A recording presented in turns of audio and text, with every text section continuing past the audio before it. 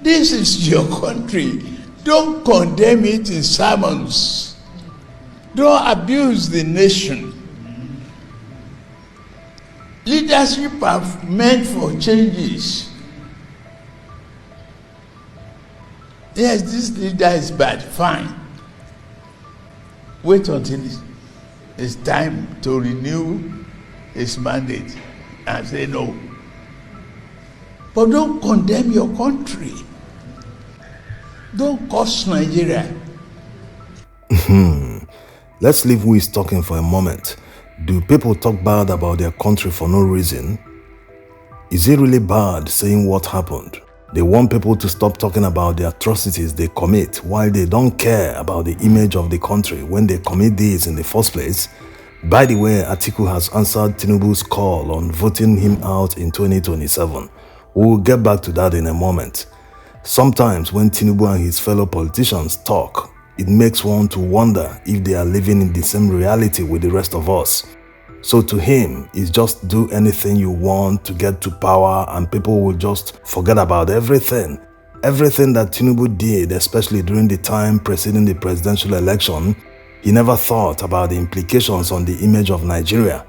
Now he's telling Nigerians not to talk bad about their country.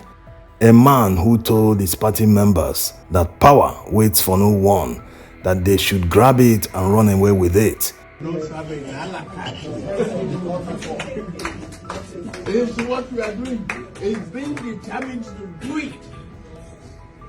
At all costs, fight for it, grab it, snatch it,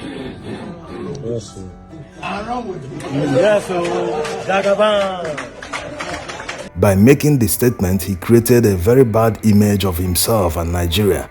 It means that he supports the idea of thugs snatching power at the polling stations. Yes, power, because before anyone can hold elective position in a democracy, he must not only be voted for, he must win the election.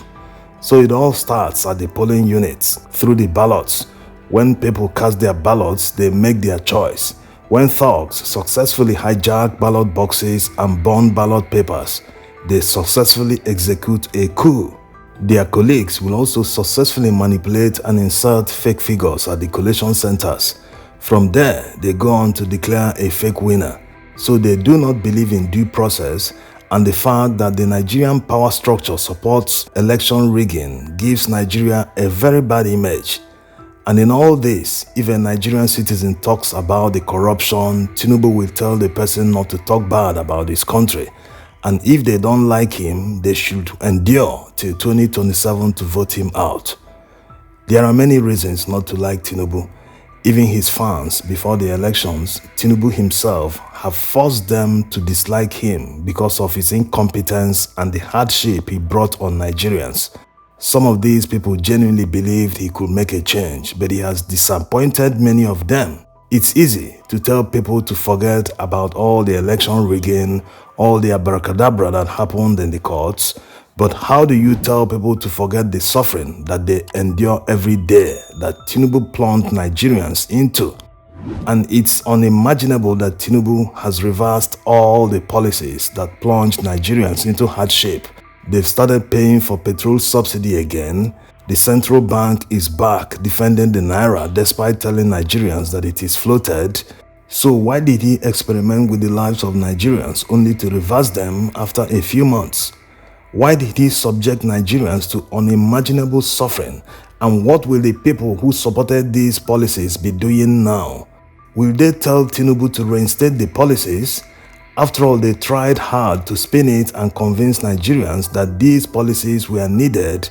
Anyway, it's quite simple. If Tinubu doesn't want Nigerians, including pastors and imams, to talk bad about their country, he and other leaders should do all the right things, support justice, equity and fairness, stop corruption, so that Nigerians wouldn't see any reason to rain curses on them or their country. They should most importantly live exemplary lives worth emulation. Leadership isn't about do as I say, but do as I do. You have to live by example. If they don't do all this, they shouldn't expect Nigerians not to curse them or say all the bad things they are doing in the country. How does this logic work? People should stop talking about corruption and all that is wrong with Nigeria. They should just keep mute while corrupt politicians pillage the country. That's why when whistleblowers make revelations, they go after them instead of the criminals they exposed. People have become helpless. When they come out to protest, they send the army and police to use heavy force to disperse them. You can't beat a child and stop him from crying. No one will curse his country if things were working well in the country. Instead, they will be proud like their counterparts in other working countries.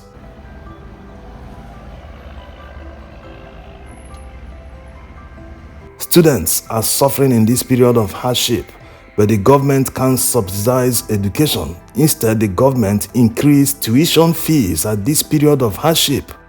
As if that was not enough, the government is spending a whopping 90 billion naira subsidizing Hajj so that people can travel to Saudi Arabia and spend scarce dollars to boost their tourism, which will in turn create employment in Saudi Arabia. In contrast, the government only budgeted 5 billion naira for student loans. Even the student loan has been put under hold. It has not been disbursed. Why will a Nigerian student going through hardship to get educated talk good about Nigeria and her leaders, when these leaders actively work to stop a Nigerian youth from getting educated? Meanwhile, all their children are schooling abroad, but they make it very difficult for Nigerians living in Nigeria to get educated. Imagine this: Hajj pilgrims will get access to central bank subsidized dollars, while students can't access the same rate to pay for school fees abroad. Who will look at all this and not curse Nigerian leaders?